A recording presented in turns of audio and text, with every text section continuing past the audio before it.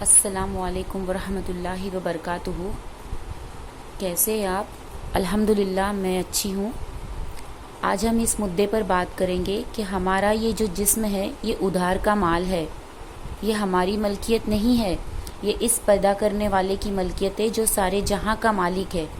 ہمیں کچھ دیر کے لیے استعمال کو اس پروردگار نے عطا فرمایا ہے، اور جو ادھار کے مال پر خوش ہوتا پھرے اس کو پاگل یا دیوانہ کہتے ہیں کہ ادھار کے مال پر خوشی مناتا پھر رہا ہے۔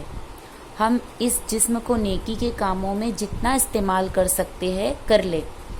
دستور یہی ہے، اگر گھر میں استری خراب ہو جائے اور ہم بھائی کے گھر سے منگا لے کہ جی ہمیں دفتر جانا ہے، تو بیوی ایک جوڑا استری نہیں کرتی، وہ اپنے بھی کر لیتی ہے، بچوں کے بھی کر لیتی ہے، 4 دن کے لیے کر لیتی ہے کہ اپنی استری آنے میں ٹائم لگ جائے گا تو ادھار کا لیا ہے، بار بار مانگنے بھی اچھا نہیں لگتا، اب تھوڑی دیر میں جتنا کام نکال سکتے ہو نکال لو۔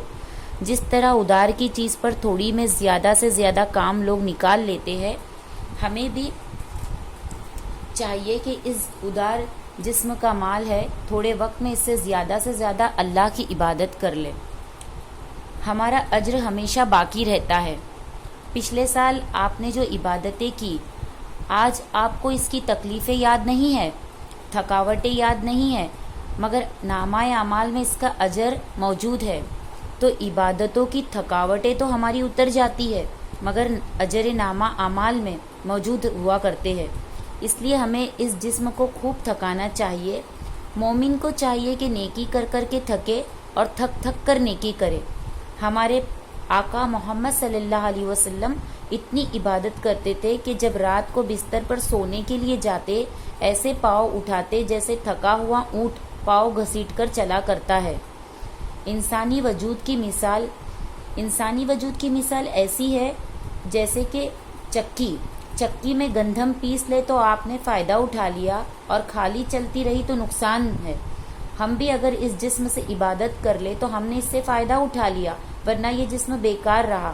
بعض بزرگوں نے کہا کہ انسانی جسم برف کی مانند ہوتا ہے، برف کو آپ پانی میں ڈال کر ٹھنڈا کر لے تو برف سے فائدہ اٹھا لیا، اگر ایسا نہیں کرے گے تو برف نے تو پگھلنا ہی ہے۔ ایک بزرگ فرماتے ہیں کہ مجھے ایک بار بازار جانا ہوا، وہاں پہ ایک برف والے سے میں نے سبق سیکھا۔ انہوں نے کہا کہ میں ایک بار بازار گیا تھا، میں نے ایک برف والے کو دیکھا کہ اس کی برف پگھلتی جا رہی ہے، قدرتاً اس کو خریدنے والا کوئی نہیں۔ اب اس کو پریشانی لاحق ہو گئی کہ اگر کوئی اسے نہیں خریدے گا تو برف پگھل جائے گی، میرے پیسے تو ضائع ہو جائیں گے۔ بالآخر وہ بازار میں کھڑے ہو کر زور زور سے آوازیں لگانے لگا کہ اے لوگوں، مجھ پر رحم کرو، اس شخص پر رحم کرو جس کا سرمایہ پگھل رہا ہے۔ تو یہ زندگی بھی تو ایک سرمایہ ہے جو پگھلتی ہی چلی جا رہی ہے۔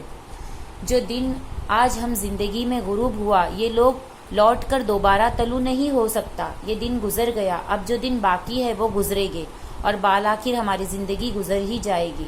انسان یہی سوچتا رہتا ہے، جب پوچھتے ہیں نا ایک دوسرے سے، سناؤ جی کیا حال ہے، وقت اچھا گزر رہا ہے، ہم یہی کہتے ہیں ہاں جی وقت بہت اچھا گزر رہا ہے، اور موت کے وقت پتہ چلے گا کہ وقت تو کیا گزرنا تھا، ہم خود ہی گزر گئے۔ ہم جیسے کہیں آئے اور گزر گئے۔ اس لیے کسی عارف نے کہا ہے کہ بیکار انسان سے تو مردہ زیادہ بہتر ہے، اس لیے کہ مردہ کم جگہ گھیرتا ہے اور بیکار انسان زیادہ جگہ گھیرتا ہے۔ آپ نے دیکھا ہوگا کہ جو پانی ٹھہرا ہوتا ہے نا، اس میں کیڑے پیدا ہو جاتے ہیں۔ جس طرح ٹھہرے پانی کے اندر کیڑے جنم لیتے ہیں، اسی طرح فارغ دماغ کے اندر مذموم خیالات جنم لیتے ہیں۔ جو شخص اپنے دل اور دماغ کو اللہ کی طرف متوجہ نہیں کرے گا، شیطانی شہوانی نفسیانی خیالات خود بخود اس کے ذہن میں آئے گے۔